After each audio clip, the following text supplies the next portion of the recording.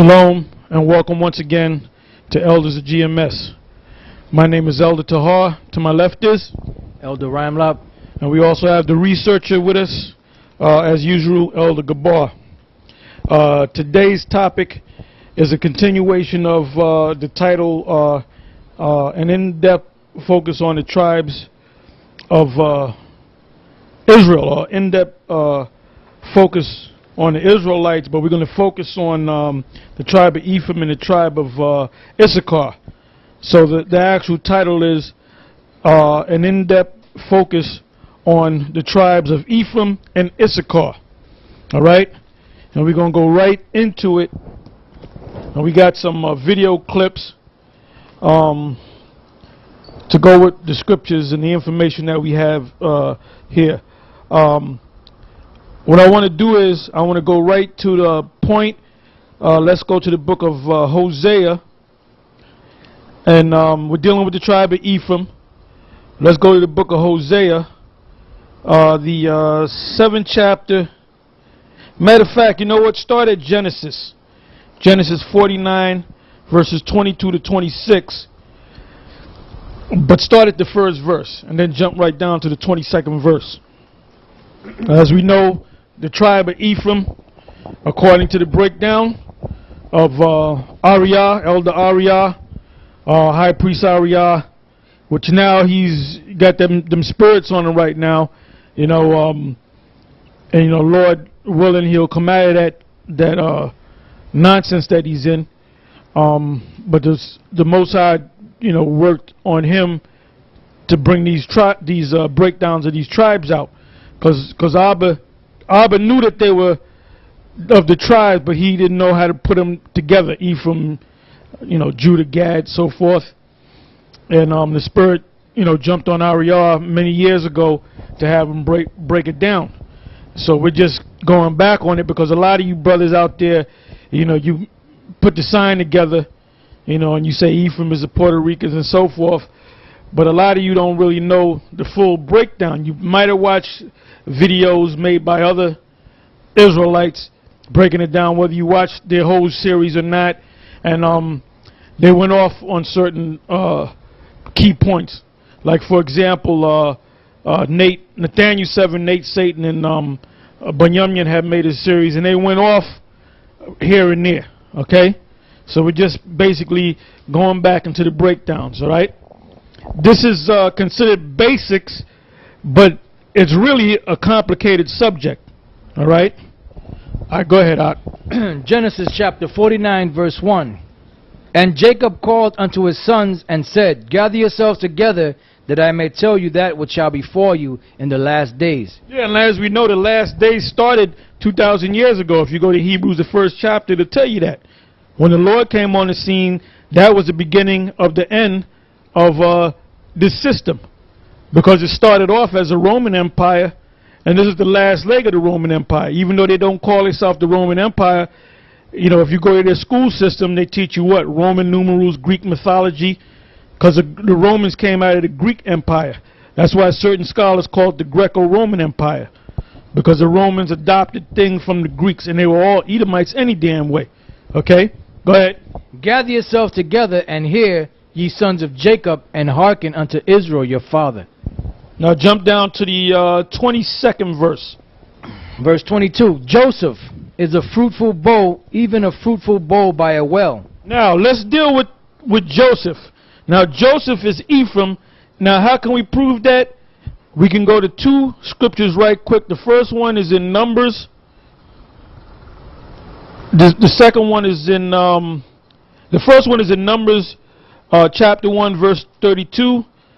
And the second one is in Ezekiel, the 37th chapter. All right? All right, let's go to the first one, which is Numbers. Numbers chapter 1, verse 32. Of the children of Joseph, namely of the children of Ephraim. Yeah, read that again. Of the children of Joseph, namely of the children of Ephraim. That's right. So when you come across that word Joseph, it's really talking about Ephraim. All right? Now go from there to the book of Revelation, the 7th chapter. Then we're going to jump back to Ezekiel, the 37th chapter, right? So let's go to Revelation the 7th chapter, and let's start from the very top. Revelation chapter 7 and 1. The key point starts in the 4th verse where it goes into the tribes, 12,000 out of each tribe, but I want to start from the very top. Revelation 7 and 1. And after these things I saw 4 angels standing on the 4 corners of the earth, holding the 4 winds of the earth, that the wind should not blow on the earth, nor on the sea, nor on any tree. And I saw another angel ascending from the east, having the seal of the living power. And he cried with a loud voice to the 4 angels to whom it was given to hurt the earth and the sea, saying, Hurt not the earth, neither the sea, nor the trees, till we have sealed the servants of our power in their foreheads. Now that earth that they're saying, hurt not the earth, nor the trees, nor the seas, is talking about over here in America. It's the angels' job to totally destroy this place. All right? If you've been keeping up with the news, you know they got over 10,000 troops and a number of battleships US warships and aircraft with carriers, the U.S. battleship and Israel over there basically surrounding heading towards the Persian Gulf. Iran. So any day now, any week now, could be a couple of days. You could wake up tomorrow morning or the next week. You know, you're getting ready to go to work or whatever you do Monday morning or Wednesday or whatever, and you know, breaking news. You know, war has been declared against Iran by the U.S. and Israel. All right. And now when right, they already say what you're gonna say. Obama already signed the order to go to war with Iran, and they said that this is the first time since World War II that Congress has declared war on any country. So you know, we're almost out of here, man. There's basically 2 principal last prophecies, that and the chip, the mark of the beast. All right, go ahead, read that again. Right, it says, saying, Hurt not the earth, neither the sea, nor the trees, till we have sealed the servants of our power in their foreheads. And I heard the number of them which were sealed, and there were sealed 144,000 of all the tribes of the children of Israel. Now you notice it said all the tribes of the children of Israel, because there's a big controversy with the tribe of Dan. But who's speaking here? When you go to Revelation, the 1st chapter, this is given to John by Yahweh, by Hashem Yahushai, by Yahushai himself. So if he knows what's what, if anybody knows what's what, it has to be him. Go ahead. Of the tribe of Judah were sealed 12,000. Of the tribe of Reuben were sealed 12,000. Of the tribe of Gad were sealed 12,000. Of the tribe of Asher were sealed 12,000. Of the tribe of Naphtali were sealed 12,000. Of the tribe of Manasseh were sealed 12,000. Of the tribe of Simeon were sealed 12,000. Of the tribe of Levi were sealed 12,000. Of the tribe of Issachar was sealed 12,000. Of the tribe of Zebulun was sealed 12,000. Of the tribe of Joseph was sealed 12,000. Of the tribe of Joseph, now the brother read earlier, Numbers, the 1st chapter and 32nd verse, that Joseph is Ephraim. Go ahead. Of the tribe of Benjamin was sealed 12,000. After this I beheld, and lo, a great multitude, which no man could number, of all nations and kindreds and people and tongues, stood before the throne before the Lamb, clothed with white robes and palms in their hands. Now you read that and you say, well, okay, that's talking about 12,000 out of each tribe, but that multitude is talking about the rest of the nations. We'll go from there to the book of Revelation, the 5th chapter, and start from the let's start up above that. Let's start at the 3rd verse. Okay. Revelation 5 and 3. And no man in heaven nor on earth, neither under the earth. You know what? Start at the top so we can get the full understanding. Revelation 5 and 1. And I saw in the right hand of him that sat on the throne a book written within and on the backside, sealed with 7 seals. That's this word. And it's sealed. That's why people can't break it down. The only ones that can break it down is the prophets of the Lord. Go ahead. It says, And I saw a strong angel proclaiming with a loud voice, Who is worthy to open the book and to loose the seals thereof? And no man in heaven nor on earth, neither under the earth, was able to open the book, neither to look thereon. And I wept much, because no man was found worthy to open and to read the book, neither to look thereon. And one of the elders saith unto me, Weep not, behold, the Lion of the tribe of Judah, the root of David, hath prevailed to open the book and to loose the 7 seals thereof. And I beheld, and lo, in the midst of the throne and of the 4 elders, and in the midst of the elders, stood a lamb as it had been slain, having 7 horns and 7 eyes, which are the 7 spirits of the Most High sent forth into all the earth. No, that's self-explanatory. That's talking about the Lord. He was sacrificed for us. Go ahead. And he came and took the book out of the right hand of him that sat upon the throne. And when he had taken the book, the 4 beasts and 24 elders fell down before the Lamb, having every one of them harps and golden vials full of odors, which are the prayers of the saints. And they sung a new song, saying, Thou art worthy to take the book, and to open the seals thereof, for thou wast slain, and hast redeemed us to God by thy blood, out of every kindred and tongue and people and nation. Hold up. Hold up. Read that again. And they sung a new, for God so loved the world, right? Go ahead.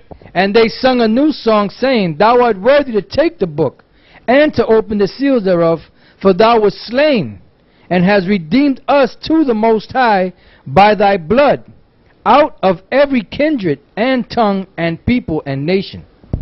Now, when the Lord came on the scene, who did he die for? He died for the nation of Israel. So that multitude is talking about the rest of Israel. That's why he told his disciples to go not into the way of the Gentiles. Now you might say, well, what about Cornelius? Cornelius was an Israelite. That's what you don't understand. All right? Give me the book of Matthew 1:21. Matthew chapter 1. Did it say saint in that same chapter? If you read up above that? In Revelation 5. Yeah, the prayer of the saints. Yep. Okay. Hold that verse. St. Matthew chapter 1 verse 21. And she shall bring forth a son, and thou shalt call his name Yahushai. Now this is what the angel Gabriel told Joseph and Mary to name their son. Because normally you name your son what you wanted to name him, but there was a reason why the angel said name him that. Why? Because that was an omen nomen. And Gabar always speaks about that omen nomen, which is a name sign. Alright? Now the reason why they said name him Jesus, but in the Hebrew was Yahushai. The word Yahushai means he deliver. Alright? Go ahead. And thou shalt call his name Jesus, Yahushai, for he shall save his people from their sins. Now who was the Lord's people? Israelites. He came out of Israelites. He came to save Israelites. So how in the hell can you get all the other nations up in there? You can't. Go ahead. Matthew 2:6. And thou Bethlehem in the land of Judah are not the least among the princes of Judah, for out of thee shall come a governor that shall rule my people Israel. That's plain. That's plain. Now let's go back to Revelation, the 5th chapter, where you left off. Focus on the word saints. Okay. Revelation chapter 5 verse 8. And when he had taken the book, the 4 beasts and 24 elders fell down before the Lamb, having every one of them harps and golden vials full of odors, which are the prayers of saints. So it's talking about the saints. Now who are the saints? Give me Psalms 148 and I believe 13 and 14. All right, go ahead. Psalms chapter 148 verse 13. Let them praise the name of the Lord, for his name alone. Now that means that this group of people know the name of the Lord. Okay, go ahead. Let them praise. Because that's the key to the Lord, knowing his name and his son's name. You can't just go straight to the Lord. You got to go to the Lord through his son. So you have to know his name. That's the key that unlocks the door, so to speak. So if you don't know the name, the Most High is not going to listen to your prayers. Go ahead. Let them praise the name of the Lord, for his name alone is excellent. Why do you think the word name, the word name is in the Bible so much? Because a name is important. You got these guys saying you can call them anything you want. You can call them Yo Play Yogurt. You got Nate Satan teaching his people under him that the name is not important, or he's giving you the wrong name. Philosophies of the world. Yahweh, Another man, Yahshua. another woman, founded on lies. Go ahead. Okay. For his Think name contrary alone to is Christ. excellent. Go ahead. His And glory the way is above the he's earth sitting in and the heaven. first and the He way also you would exalted be the above horn that of his because people, when you come to the this praise church- of all his saints, even of the children of Israel, a people near unto him. Praise ye the Lord. Now that's plain, man. So you got people that say that they'll read that verse, but yet come back and say all nations could be saved. The reason why they say that, because they're not men of, give me Amos 3 and 7.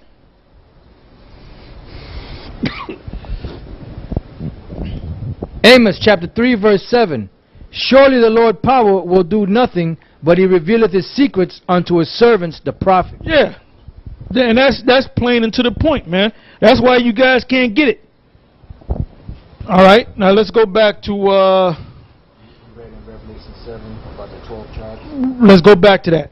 Okay. Revelation chapter 7 verse 5. Of the tribe of Judah was sealed 12,000. Of the tribe of Reuben was sealed 12,000. Of the tribe of Gad was sealed 12,000. Of the tribe of Asher was sealed 12,000. Of the tribe of Naphtali was sealed 12,000. Of the tribe of Manasseh was sealed 12,000. Of the tribe of Simeon was sealed 12,000. Of the tribe of Levi was sealed 12,000. Of the tribe of Issachar was sealed 12,000. Of the tribe of Zebulun was sealed 12,000. Of the tribe of Joseph was sealed 12,000. Of the tribe of Benjamin was sealed 12,000.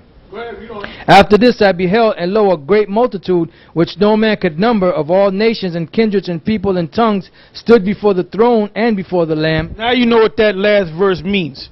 It's talking about the rest of Israel. Because all Israel is going to be saved. All right? Now let's go from there back to Genesis, the 49th chapter, and the 26th verse to the 22nd verse to the 26th verse. All right, go ahead. Genesis chapter 49 verse 22. Joseph is a fruitful bow, even a fruitful bow by a well. Now give me the blue letter, brother. Give me the blue letter. Open up another tab and give me the blue letter, and give him the verse. Genesis 49 and verse 22. Read it again. Joseph is a fruitful bow, even a fruitful bow by a well. Now we're going to find out. I know what the word means, but we're going to find out what the word bow means. All right? I read that out. Yeah, we're in the blue letter. Son, male, child, grandson, children, male and female. They went off there. Youth, young men, sons, people. That's pretty much it. Repetition. So the word bow, now a bow is something that is like a branch that comes out of a tree. So if the tree's right here, the fruit of the tree come from the stock of the tree, I guess you can say. So in this sense, it's talking about the sons of Ephraim. All right, go ahead. This is Psalms 127 and 3. Lo, children are an heritage of the Lord, and the fruit of the womb is his reward. As arrows are in the hand of a mighty man, so are children of the youth. Happy is the man that hath his quiver full of them. They shall not be ashamed, but they shall speak with the enemies in the gate. Now let's go back to where we left off in Genesis. Genesis 49 verse 22. It says, Joseph is a fruitful bow, even a fruitful bow by a well. Now, you notice it said Joseph is a fruitful bow. Hence the name Ephraim.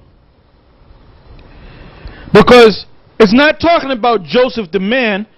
It's talking about one of his two sons. He had two sons, Ephraim and Manasseh. Manasseh was the firstborn son. Ephraim was the secondborn son. Now, according to law and custom, the inheritance went to your oldest son. All right? Now, when Joseph went, and you can read the story yourself, when Joseph went before Jacob to get his sons blessed, Jacob put his hand his principal hand, which was his right hand, on Ephraim's head, and Joseph said, "No, that's wrong. That's not the oldest son." But the Spirit was working through Jacob, because Jacob was going to be the principal son. I mean, Ephraim was going to be the principal son out of Joseph's 2 sons. And Ephraim is a bigger tribe than Manasseh. All right? Read that again. Joseph is a fruitful bow, even a fruitful bow by a well, whose branches run over the wall. Now, a well is where you get water. When you go down the island of Puerto Rico, there's nothing but water over there, man. Nothing but water. Nothing but tropical conditions down there. You can be homeless down there all year round and do well. You can pick the fruits off the trees.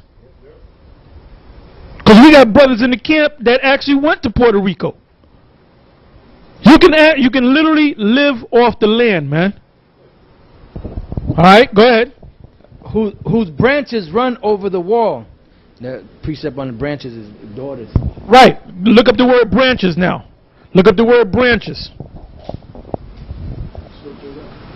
Same verse 22, same verse. So as soon as you get it, all right?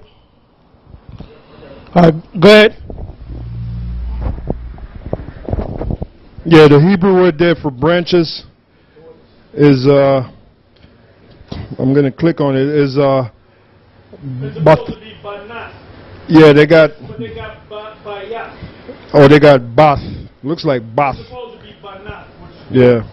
Well, like Elder Tar said, it's supposed to be banaf, which is the Hebrew word for daughter. But they do have the correct definition. The word there is bath they have, but it says daughter, daughter, girl, adopted daughter, daughter-in-law.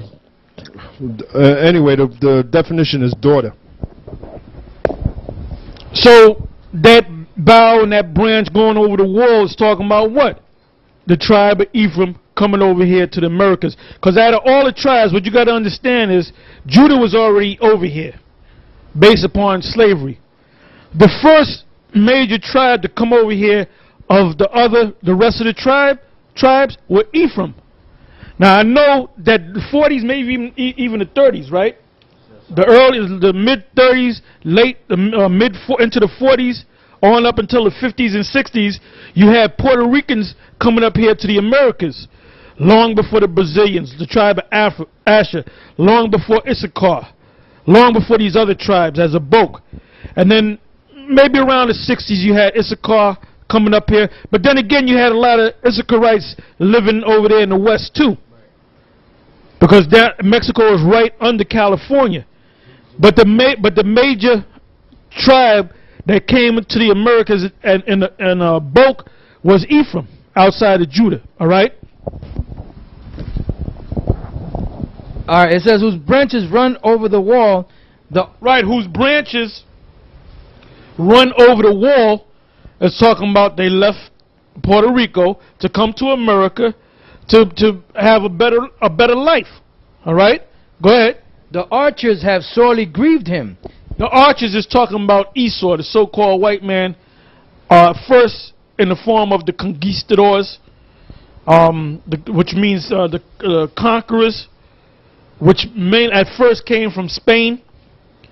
Then when you came over here, you caught hell over here, man. Now let's go from there to the book of Hosea, the 9th chapter and the 13th verse.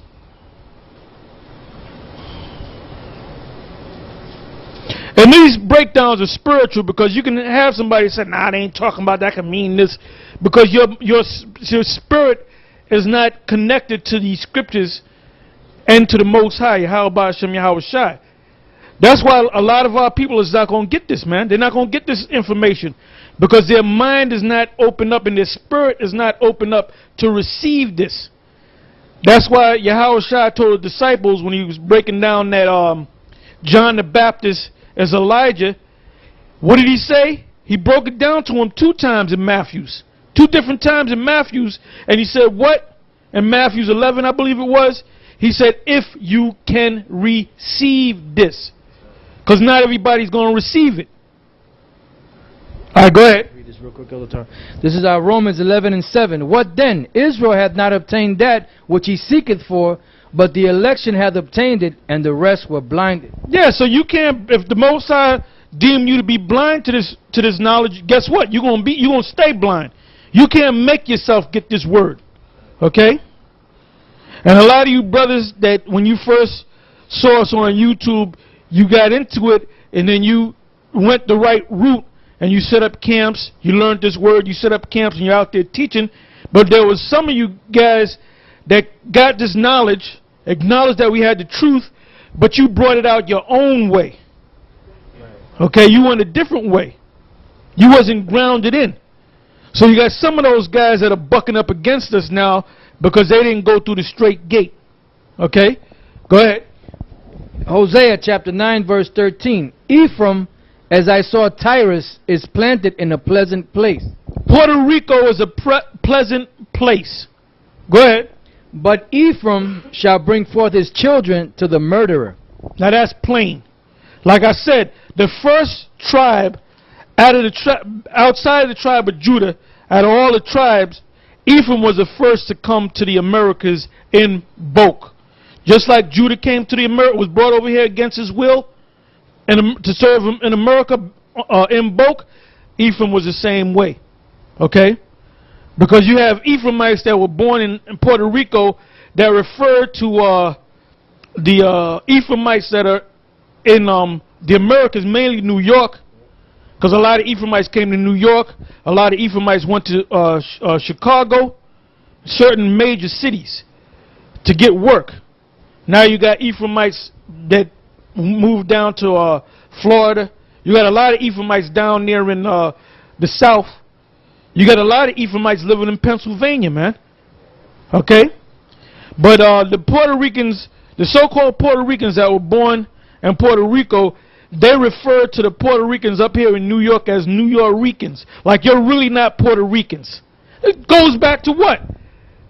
Judah looking at the tribes in the Gentile state of mind, for lack of a better word, you're not our people. They actually have relatives, man. You actually have cousins that live down in Puerto Rico. You have the same blood relatives, but them cousins, your same blood, they say, well, you're really not a Puerto. Well, how can you really not be a Puerto Rican when you're actually blood cousins? Okay? All right, go ahead, Ak. Verse 14. Give them, O Lord, what wilt thou give them? That's all I wanted. Okay, that's all I wanted. Now let's go back to Genesis 49. What verse did we leave off in? 23. The archers have sorely grieved him and shot at him and hated him. That's talking about Esau. Whether you you're referring to Esau over here in the Americas, or whether you're talking about the Edomites during the time of the conquistadors coming over here or going to the islands, they all hated the tribe of Ephraim just like they hate the tribe of Judah. Go ahead. It says, but his bow abode in strength, and the arms of his hands were made strong by the hand of the mighty power of Jacob. What did it mean by that? Them Edomites wanted to get that gold. That's why they call that land Puerto Rico, rich port, because they wanted to kill off all the Ephraimites, the tribe of Ephraim, so they can get that gold and they can get that land. But the Most High blessed them. Part of their blessing was to be fruitful. That's why the word Ephraim, the tribe Ephraim, means fruitful. They're going to have a lot of children. All right? From thence is the shepherd, the stone of Israel, even by the power or the God of thy fathers, who shall help thee, and by the Almighty, who shall bless thee with blessings of heaven above, blessings of the deep that lieth under, blessings of the breast and of the womb. The blessings of thy father have prevailed above the blessings of my progenitors, unto the utmost bound of the everlasting hills. They shall be on the head of Joseph, and the crown of the head of him that was separate from his brethren. Right. The separate from his brethren is talking about starting with Manasseh and so forth. All right? Now let's go from there. What verse did you just read? Verse 26. Okay, that was verse 26. Did you finish verse 26? Okay, now let's go from there to Hosea, the 7th chapter, and we're going to read the whole chapter. Go ahead. Hosea chapter 7 verse 1. When I would have healed Israel, then the iniquity of Ephraim was discovered, and the wickedness of Samaria. For they commit falsehood, and the thief cometh in, and the troop of robbers spoileth without. That's some Edomites, like I said earlier. Go ahead. And they consider not in their hearts that I remember all their wickedness. Now their own doings have beset them about. They are before my face. They make the king glad with their wickedness, and the princes with their lies. They are all adulterers, as an oven heated by the baker, who ceaseth from raising after he hath kneaded the dough until it be leavened.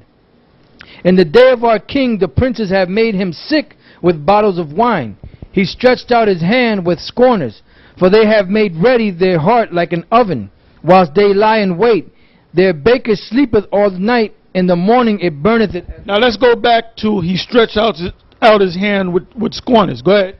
All right, it says, in the day of our king, the princes have made him sick with the bottles of wine. He stretched out his hand with scorners. The bottles of wine is talking about these philosophies.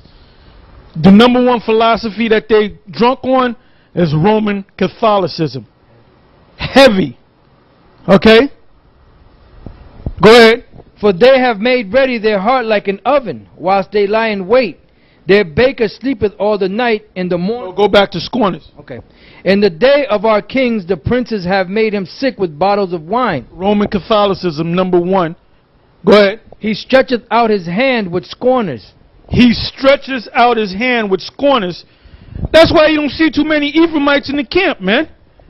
It's a rare thing that you see Ephraimites in the camp. You see some of them starting to come in now. But a lot of times when we're speaking, right, you might see a Jake or Edomite buck up against what we're saying. Then some simple ass Ephraimite will come up and he'll join hands. Yeah, them guys ain't right. We got to love every damn body. That's what that's talking about. Go ahead. Because they love the hell out of Caesar. They love Caesar more than Caesar loves his damn self, man. Go ahead. For they have made ready their heart like an oven, whilst they lie in wait. Their baker sleepeth all the night. In the morning it burneth as a flaming fire. They are all hot as an oven, and have devoured their judges. All their kings are fallen. There is none among them that calleth unto me. Right, if I may say this. Yeah, they ain't calling unto the Lord, man. They're calling unto Caesar Borgia. Go ahead. Well, that was it. They call on the Caesar. They don't call on the Most High, because they believe, because they kind of look a little close to what Caesar Borgia looks like. They want to call on that name. It says Ephraim, and I mean I have to say is my mother had that damn picture of Caesar Borgia's up on the wall, and I happened to go over there one day, and she had, you know, an old picture of me, you know, when I was like younger, like a teenager. She had the picture all inside of the picture of Caesar, and I said, "Mom, why you got my picture with the devil?" She said, "Ay Dios mío," you know, like she was. And then when I went back there again the next time, the picture was gone. Just Caesar Borgia's picture was up. Ephraim, yeah, because she said, "The hell with my son. I'm gonna continue to love Jesus." Now she ain't gonna tell you that, but that's why she, you know. Yeah, that's right. Ephraim, he hath mixed himself among the people. Ephraim, he has mixed himself among the people. You know, them Ephraimite women, they love them damn Edomites, man. And them Ephraimite dudes, they love them damn Edomites, especially if you got blonde hair and blue eyes. And then Ephraimite women, they love to bleach their damn hair, man. All right. Hey, I'm sorry. Well, these are experts right here. We got two experts that actually Ephraimites. All right, go ahead. Hey, like my pops, right? My pops, one time, because my pops, you know, he's a Taino, right? So he came to me. He said, yeah. He said, man. He said, this is when I was like a little boy. Like, well, actually, I was like a teenager. He said, man, them blonde hair and blue eyed women. He said, you know, well, actually, he just said blonde hair women. He said, wow. He loved them damn Edomite looking women, man. Because my mother, she has like dark hair. She's like, you know, she's fair skinned like me. She has I think her natural color of her hair is black, but she would always dye it blonde, you know, basically because of my father. You know, it says Ephraim, he hath mixed himself among the people, Ephraim is a cake not turned. Right, so that basically what that means is like you cook a pancake or a cake on one side, but you don't flip it. The one side is going to be dark, and the other side is going to be light. And that's how the tribe of Ephraim is. You have some dark and some light. Because not all the tribe of Ephraim is light-skinned. You know, you did have Judah and Benjamin that went down in there that actually mingled in among the rest of Ephraim. That's where you got some that are dark-skinned. But you have some actual Ephraimites that were dark-skinned before Jake even got there. Then when the conquistadors came, when they mixed with the conquistadors, that's why you had some... Well, let's bring it out the right way. When them conquistadors was raping them and killing them. Right. But... That's when they started getting lighter, and then some of the darker Ephraimites, they started getting with the lighter women, and then that's with a whole big yeah, because they hated their black skin. And then another thing, if you a dark Puerto Rican, the lighter skinned ones shun you, man. Right. You know, like you got a curse on you. I know that for a fact. All right. Yeah, that's just like Jake up here. You always had the dark-skinned Jakes fighting against the light-skinned Jakes. It's the same thing down there. Ephraim, he hath mixed himself among the people. Ephraim is a cake not turned. Strangers have devoured his strength, and he knoweth. The strangers is the so-called white man, Esau. Go ahead. It says, strangers have devoured his strength, and he knoweth it not. Yea, gray hairs are here and there upon him, yet he knoweth not. That's right. There was one time I was speaking on Fordham Road years ago, and I was breaking down the tribe of Ephraim, because up there on Fordham Road, you have a lot of Ephraimites, right? So we would always kind of go into the breakdown of Ephraim, because we had Ephraimites in front of us. So there was one guy, grown Ephraimite dude, so he was listening to the scriptures, right? And you can see he was smirking about it. And then when I got to that verse right there, gray hairs are here and there upon him, and he had gray hairs here and there upon him. And when I read that, his eyes popped open. And I said, Poppy, you tell me you're not an Ephraimite? And he kind of stood there, but eventually he walked down the street. All right? Go ahead. And the pride of Israel doth testify to his face. And that's us. We testify to their face. Tell them that you are of the tribe of Ephraim. And they buck up against it. Remember we read about the part about the scorners? Yep. They join their hands with the scorners. Go ahead. And they do not return to the Lord their power. No, they want to go back and worship Caesar, man. And there's one Ephraimite woman. We was on Wall Street, right? And well, we've been all over the place. I've been all over the place. I've been to so many different places speaking, out on the highways and the byways. Unlike some of you cats out there. We used to go to Wall Street Gabar, you was with me and other brothers. We used to go out there 4 times. The Most High freed us up at one point where we didn't even have to work, because people kind of, people that would listen, they would kind of give money, so we were kind of making money that way. So we didn't have to work at a certain point. We were blessed on that level, and we were going out like 4 to 5 days a week. So all during the week we would go out, and then on the weekend we would go out, right?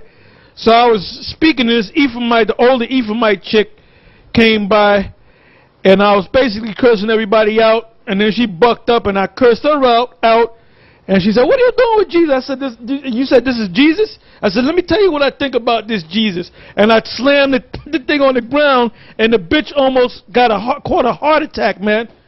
She looked like Fred Sanford, man. Well, as soon as I threw that thing, she said, "I ain't you, it was me."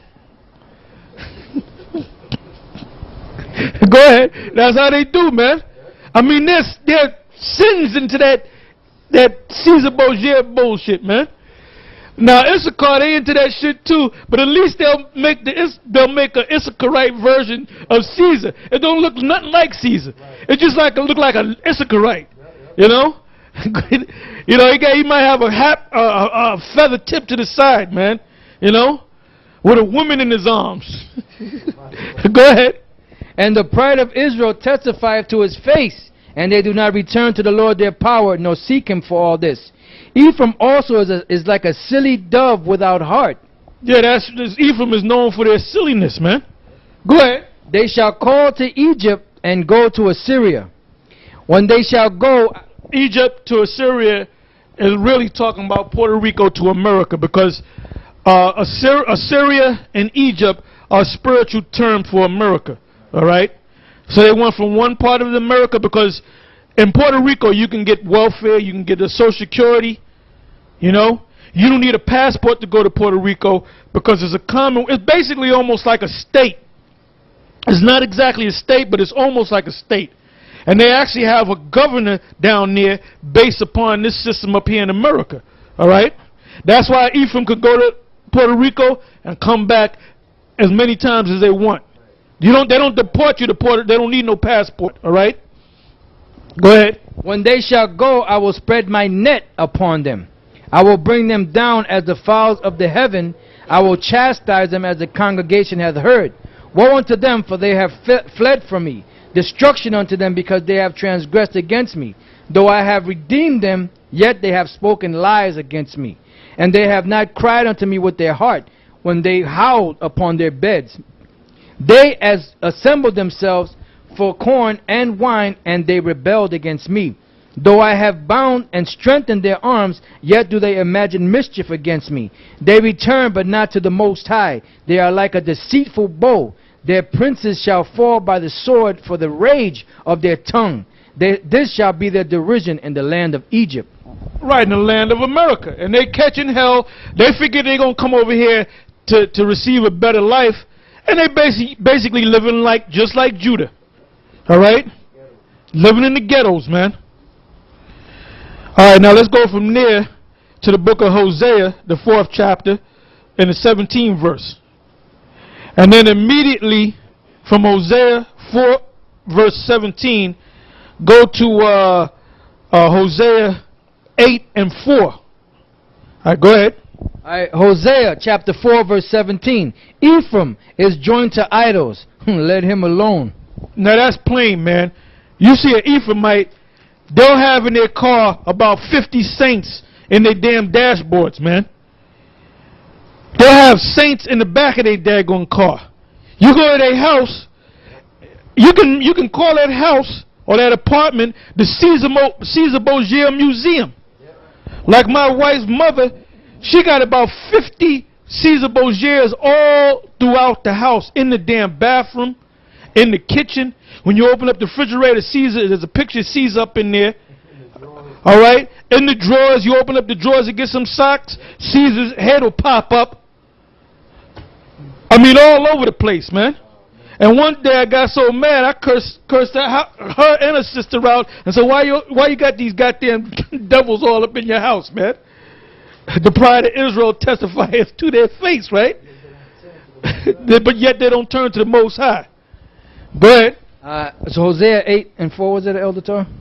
Okay, Hosea, you just finished reading Hosea 4 and 17, right? Gone.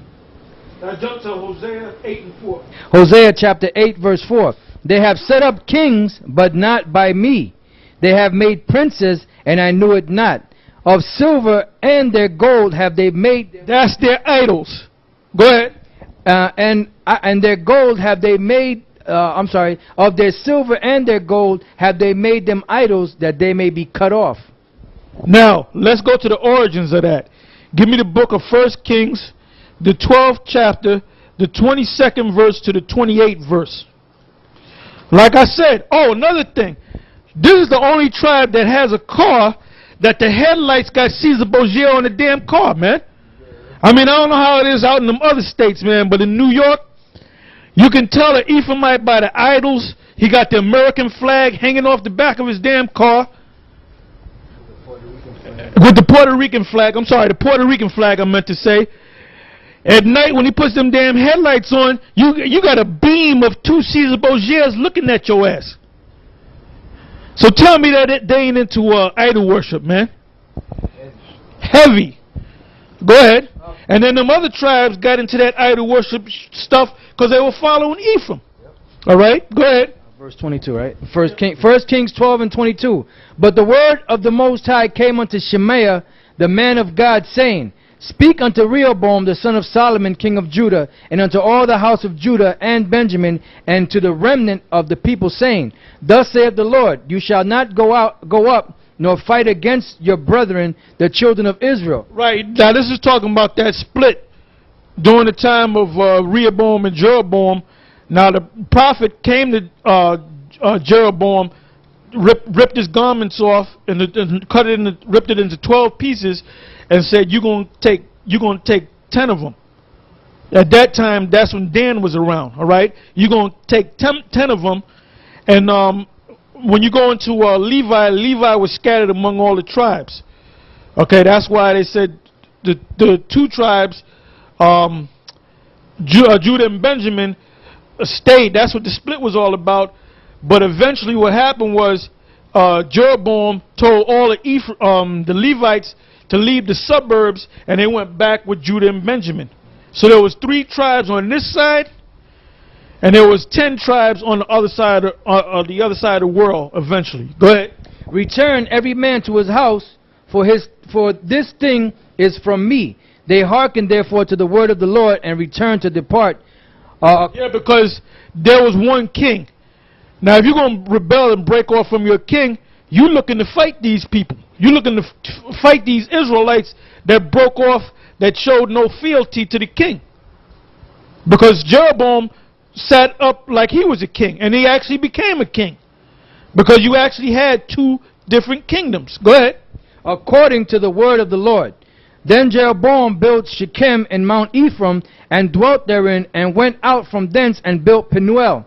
And Jeroboam said in his heart, Now shall the kingdom return to the house of David. If this people go up to do sacrifice in the house of the Lord at Jerusalem, then shall the heart of this people turn again unto their Lord. Right. So he was set up to take them away from Rehoboam, which was the son of Solomon. And he was saying, you know what, I got to do something quick, because they might get back in order and go back to following the line of David, King David, and go back to worshiping the Lord. So this is what this guy did. Go ahead. Then shall the heart of this people turn again unto their Lord, even unto Rehoboam king of Judah, and they shall kill me, and go again to Rehoboam king of Judah. Whereupon the king took counsel, and made 2 calves of gold, and said unto them, It is too much for you to go up to Jerusalem. Behold, thy gods, O Israel, which brought thee up out of the land of Egypt. And he set the one in Bethel, and the other he put in Dan. Now, did you hear that? Now, when you go back to the story of the exodus of Israel leaving Mizraim, or Egypt, as they call it today, they had took gold and they had made one golden calf. All right? So you know the story about that. So that shows you when they left Egypt and they was in the wilderness for 40 years, all of them had died off, and their children lived in the wilderness and went to the promised land. So what were their parents telling them? On pushing that golden calf bullshit, saying that really, you know who delivered us? The golden calf. So when he brought that back, that's when they said, oh, we with this guy now. Go ahead. Real quick. This is 2 Kings 17:8. And walked in the statutes of the heathen, whom the Lord cast out from before the children of Israel. And verse 7. For so it was that the children of Israel had sinned against the Lord their power, which had brought them up out of the land of Egypt, from under the hand of Pharaoh king of Egypt, and had feared other gods, and walked in the statutes of the heathen, whom the Lord cast out from before the children of Israel, and of the kings of Israel which they had made. And the children of Israel did secretly those things that were not right against the Lord their power. And they built them high places in all their cities, from the tower of the watchman to the fenced city. And that's plain. So they kept those idols in their heart. All right. So what verse are we in Kings? Verse 30. Okay, you know what? So we got the point on that, right? Now let's go from there to Hosea, the 13th chapter, the 2nd verse, and then immediately jump to the 16th verse. All right, go ahead. Hosea chapter 13 verse 2. And now they sin more and more, and have made them molten images of their silver, and idols according to their own. Right, the two, that's how Jeroboam got them, with those 2 golden calves. Go ahead. Images of their silver and idols according to their own understanding. All of it the work of the craftsman, They say of them, let the men that sacrifice kiss the calves. Let the men that sacrifice kiss the calves. Because they had that calf thing was heavy, man. That was like a drug over them. So that's why. Oh, right. Yep. Yeah, like you got images today. You got the bull of what do you call this? The bull of Stock Jobber, the sacred bull of Stock Jobber. All right. Let's go from there because we read the second verse, right? Now let's jump to the 16th verse. Verse 16. It says, Samaria shall become desolate, for she hath rebelled against her power. They shall fall by the sword, their infants shall be dashed in pieces. Now this is further, which we read earlier, about the conquistadors going to that land. And what do? They try to slaughter them. They try to destroy them as a people. That's why when you go back to Genesis the 49th chapter, it tells you that the Most High strengthened them, man, and made them fruitful. That these Edomites that hated them couldn't totally destroy them. So the Lord knew exactly what he was doing. Now read that again. Right. It says, Samaria shall become desolate, for she hath rebelled against her power. They shall fall by the sword, their infants shall be dashed in pieces, and their women with child shall be ripped up. Now there's no record of that happening over there in Israel. So obviously Samaria is another name for Ephraim. Ephraim being on this side of the world, the western hemisphere, and this island which they call Puerto Rico. When the conquistadors came in there, there's accounts where they were chopping the woman's stomach open and the baby would fall out, and they would stomp on the head of the baby. But you're going to tell me you want to save Esau, man? It's in his DNA to be the damn devil. He's doing a wonderful job being the devil. All right, you got something in the book? Go ahead. This is the book Lost Tribes and Promised Lands by Ronald Sanders, and it's chapter 14 under Bartolome de las Casas. It says, in his brief relation of the destruction of the Indies, Bartolome de las Casas writes of the massacre at Cholula that, as 5,000 or 6,000 Indians were being put to the sword, Cortés sang this snatch of an old Spanish song. Mira Nero de Tarpeya, a Roma como se ardía, gritos dan niños y viejos, y él de nada se dolía. Nero looked out from Tarpeia at Rome while it burned. The young and old cried out, and he was troubled by none of it. Yeah, so in other words, them Edomites, when they were killing them babies and raping them women and killing them women and killing the men and chopping their head off, they didn't care about it. They didn't shed a tear. But all of a sudden, for some reason, Esau changed. Now he's a good guy. He's one of the good guys now. Just like Hulk Hogan. Hulk Hogan was a bad guy. Then all of a sudden, overnight, he became a good guy. That's why you tribes, you're going to get messed up, man. Go ahead. This must be taken as one of Las Casas' frequent embroideries of the truth, for the sake of dramatizing the monstrousness of Spaniards in the New World. So monstrousness, another word for that is devils. That's why we call them devils. All right?